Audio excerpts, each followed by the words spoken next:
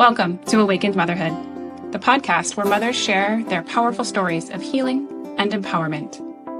I am your host, Amanda Quick, best-selling author, TEDx speaker, and advocate.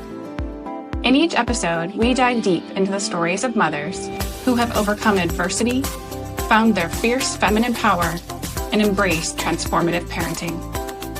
Whether you're a mother driven to fight for your children or someone with a story burning inside you, this podcast is for you. Together, we'll explore themes of resilience, self-trust, and healing from our traumatic experiences, all spotlighting the profound journeys of awakened mothers. Join us for a space of naked authenticity, deep inspiration, and genuine connection. Embrace the divine feminine and discover your own warrior mama within. Welcome to Awakened Motherhood, where your story is the spark for change. Hello, everyone, and welcome back to another episode of Awakened Motherhood. I'm your host, Amanda Quick, and today's solo episode, we are going to be talking about the holiday season. I have been doing a lot of reflecting lately about this upcoming holiday season. I'm recording this here right before Thanksgiving, and I believe this will post here just after Thanksgiving. And I've been really sitting in this reflective place after everything that's happened this year. There's so much that's shifted and changed, and I've spoken about it in previous episodes. But coming into this holiday season where so many historical traditions in my life are coming up, this question is really being posed to me. What do I want the holiday season to mean? And how do I want to more consciously create this season going forward now in this new era of my life? And, the way that I do these type of things is I first have to reflect on the stories that have created my life thus far, because there's good parts in all of it. And, I want to take those parts with me. And so I will take you all back into my childhood. And, I don't actually have a ton of conscious memories before my parents separated. And I was 9 years old when they separated. And so most of my memories before that are really sporadic. There's not a lot there. I do have, I think, one Christmas memory before that, but it's vague, and it really is about a stereo that I received. That's the only memory I have.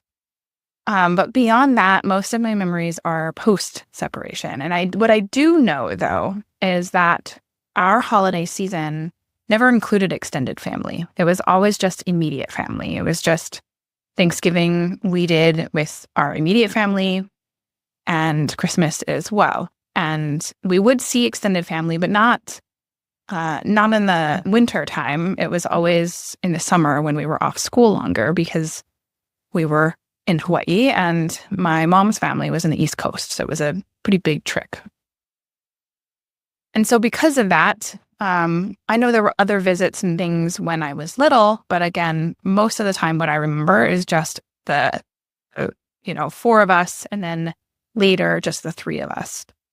And so it's not unusual for me to not have a bunch of people around. I didn't grow up with a big family, but a lot of what I think that created is a desire for more people and more community in those times, because I would, you would see people get together and, extended family gets together, or, grandparents get involved with, kinds of things. And that was not my experience. And so I did desire such things, but I didn't ever have that model. And so when I had kids of my own, there was grandparents involved in the beginning because my ex-husband's family was around. And so Christmas and Thanksgiving became about coming together with them and being more part of that bigger, broader community.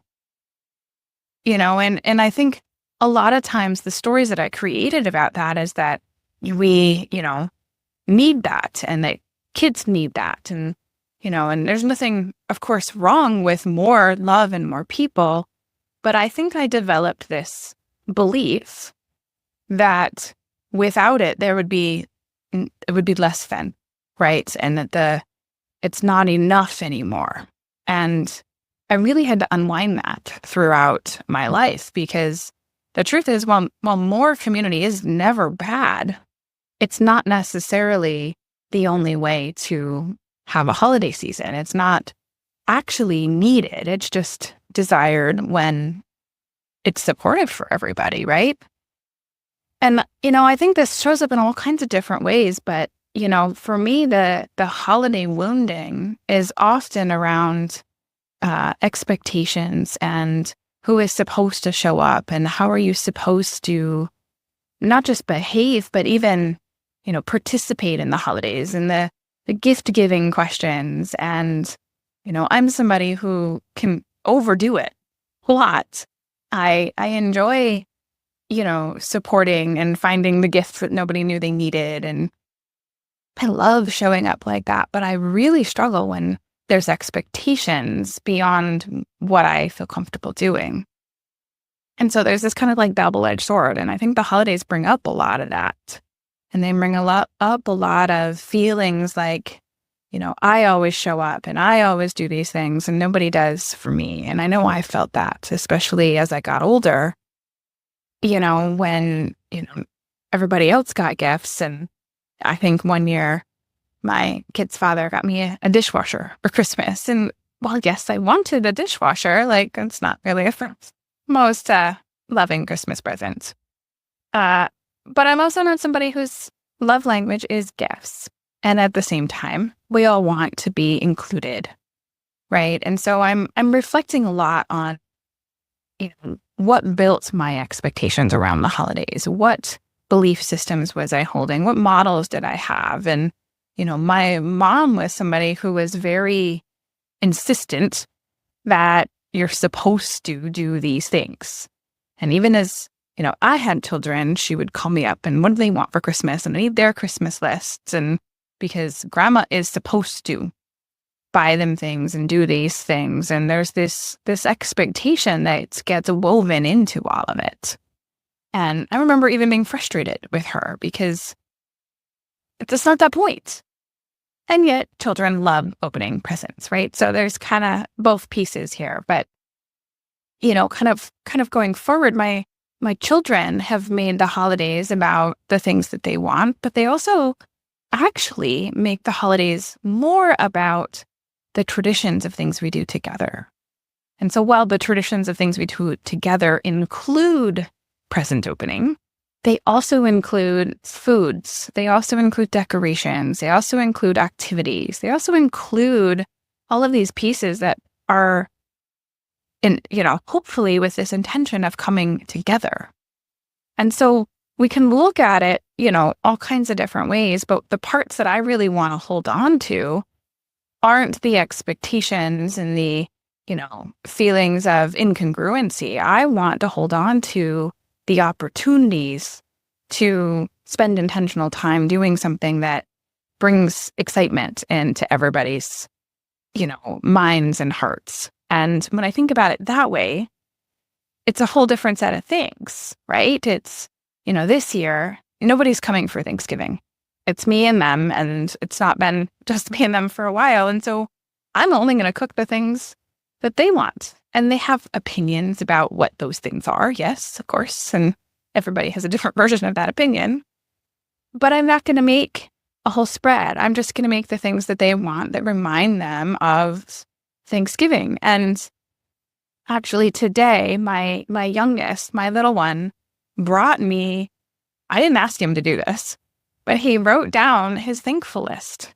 And he wrote down this Thanksgiving list of things he's thankful for. And he just came into my office and said, look, Mom, look what I did. And he wanted me to guess what they are. I'm going to share them with you because I think it's a beautiful list in a 9-year-old mind of the things that matter to him, right? So number 1 on the list is mom. Number 2 is the house. So that's good. He's grateful that we have a place to live. And number 3 is catchy songs. He's been really getting into music, and that's number 3. Number 4 is television, of course. Number 5 is video games. Number 6 is fun. That's probably his most important thing ever, is fun. Number 7 is family. Number 8 is friendships. Number 9 is nature. And number 10 is reading. And so from a 9-year-old's perspective, those are the most important things, right? Mom, all right, or safety or security, of course. The things that excite him, the fun and the friendships and the other connections out there. He recognizes that the connection to nature and the connection to his family and his siblings, although, of course, his brothers aren't there specifically, but, and then connection to the things that he enjoys. And so to me, if I can focus this whole concept of the holiday season and Thanksgiving and coming into Christmas on the gratitude for those things and bringing those things closer together, that's what I want to bring going forward. I have a pretty strong memory, as an adult, there was times where I would go visit my mom during the holidays and I would, stay in my childhood home. And I don't know about all of you. If I would go there, especially during stressful times or times that had expectation around traditions of the food we were supposed to eat or the way things were supposed to operate, I would magically turn back into a teenager. Even if I was in my 30s, I would turn back into a teenager. And my mom would turn back into the parent of a teenager. I don't know about the rest of you. The people I spoke to, this is really a common thing that happens. But it's like you go back in time and you start, acting the same and being frustrated in the same ways and maybe not about the exact same things, but that kind of energy and cattiness of teenagerness came right back out. And I found that fascinating. And actually, in a lot of ways, it kept me in avoidance of visiting during the holidays because I didn't like that experience. I wanted a new experience. And, I don't like to live with regrets, but I do in a lot of ways want to ensure that that's not something that I'm carrying into the future traditions with my kids. And that it's not about she said or he said or expectations. It's really about together what matters to us, right? And so, I'm cooking the foods they want and doing the things that matter to them. I'm coming up with holiday activities that reflect what everybody enjoys. And so it might not be specifically what I would have chosen, but that's not the point, right? It's about coming together. And so that's how do we want to decorate the house? How do we want to put lights outside? All of those things that bring some type of joy to them are really what I'm focusing on. And I'm really using this opportunity to reflect on the previous stories of what the holidays have meant and how I want to move forward. And, one thing that back in 2020, that's first year that it was just me and them, that I did that I want to continue to do is give back in a different way. And the way that I did this back then is I found a family, a single mom of, I think she had 5 kids, who couldn't afford Christmas for her kids. And, there's lots of organizations and ways to help, parents who can't afford Christmas. But I went out of my way to specifically find, a single mom with kids on her own because that was my story. And I really wanted to find, somebody who needed something. And I think what she wanted for her children was like winter boots. They all needed winter boots. And so that was her wish list. And I looked at that and went, okay, I'll buy the boots, but what do they actually want? Christmas is more than just what you need to stay warm. I wanted something that would bring joy to all of them.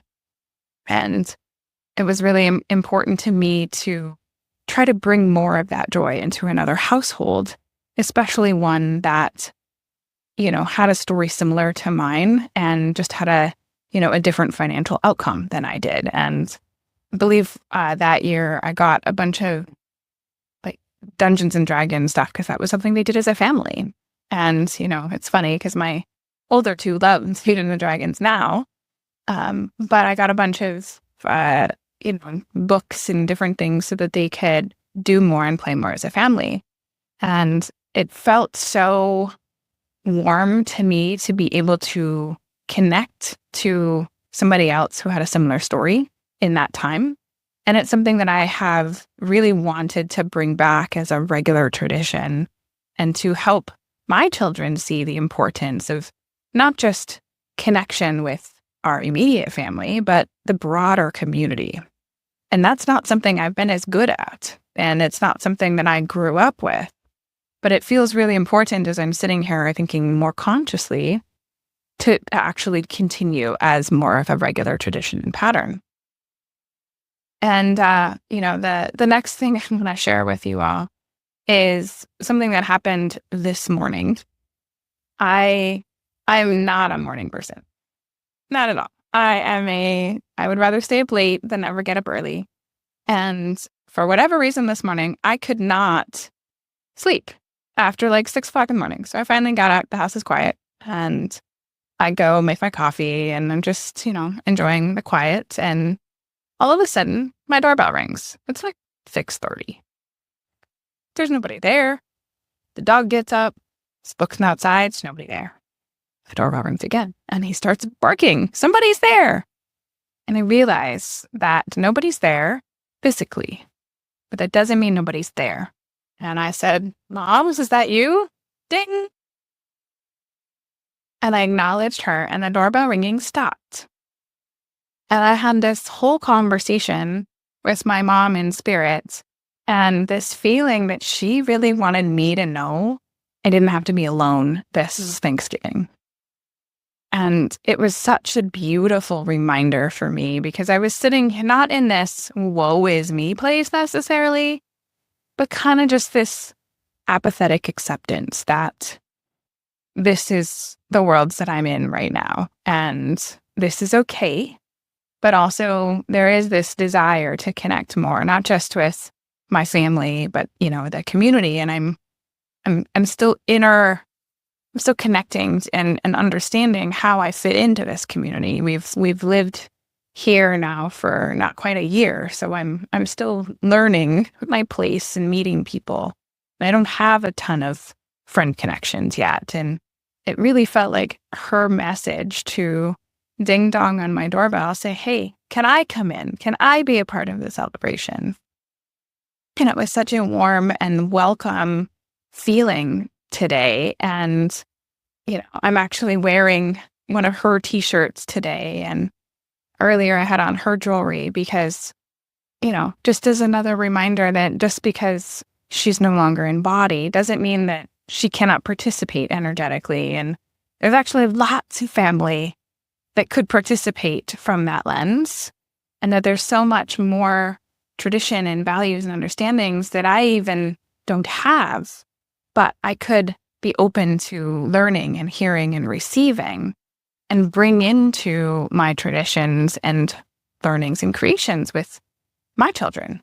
Even little things like when the tree goes up and what songs you play. I had a very strict and stringent way because we always did it this way.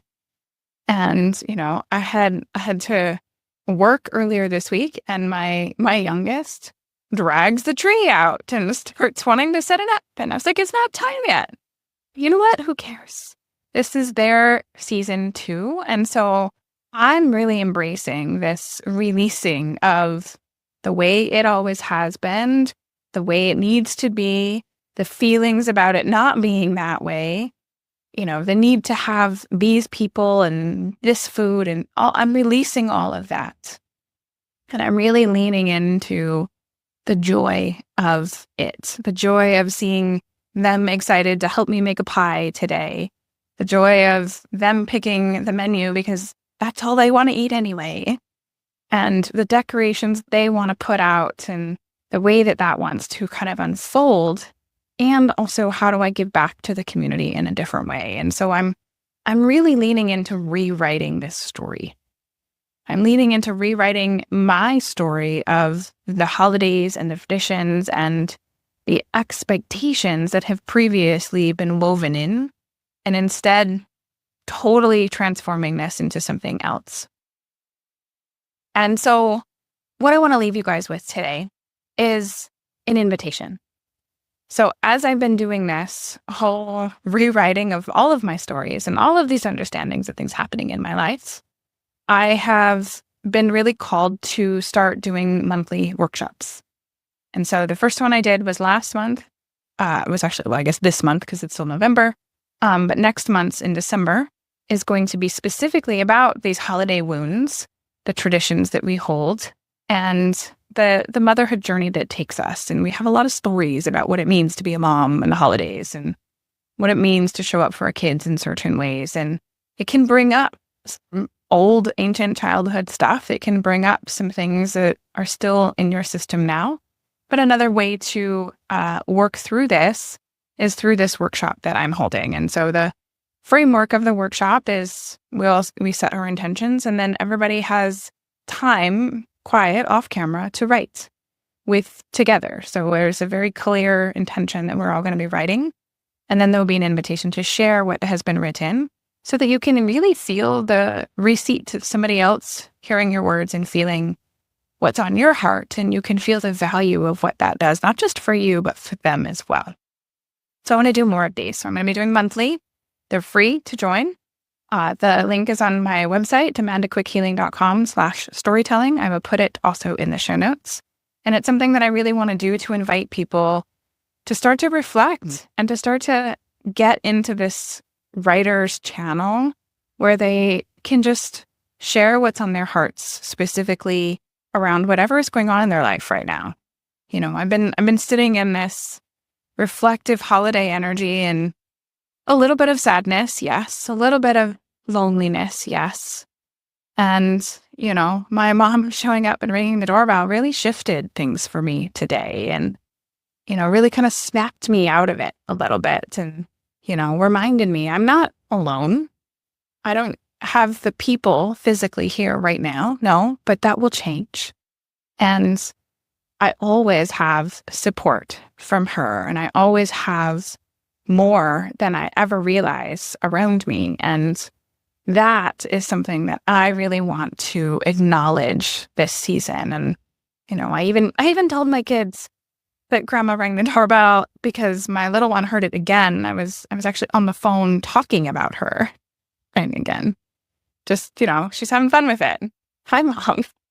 And I want to bring that in. I want to bring those memories into this time and not talk about it as if she's gone, but as she's said, hey, I'm here. Can I come in? And really, it's really shifting this story for me. And so my invitation to all of you is to join this workshop and also to reflect on your own holiday journey and your own stories of unwinding and how this has created part of your motherhood identity, how it's created, you know, what matters during this time, whatever version of holidays that you celebrate, but the definitions that we've assigned to expectations and supposed to's a lot of times holds a lot of big feelings. And if we can kind of dig into that and move it, we get to actually have a more conscious choice of what this season actually does mean to us and how we can go forward. All right, everyone. So much love to you all. I will put all those links in the notes. And next week, we'll be back with another wonderful interview from somebody with another big story. And I cannot wait. I hope to see you there. Thank you for joining us on Awakened Motherhood. I hope today's episode inspired you and offered support for your journey. Remember, your story has the power to ignite change. And your resilience is a testament to your strength as a mother. If you enjoyed today's episode, please subscribe, rate, and review the podcast. Share it with other mothers who might benefit from our stories of empowerment and healing. I invite you to connect with me on social media platforms at Amanda Quick Healing or visit my website, amandaquickhealing.com, for more information on other ways to work with me. Until next time, keep embracing your divine self and discovering your warrior mama within.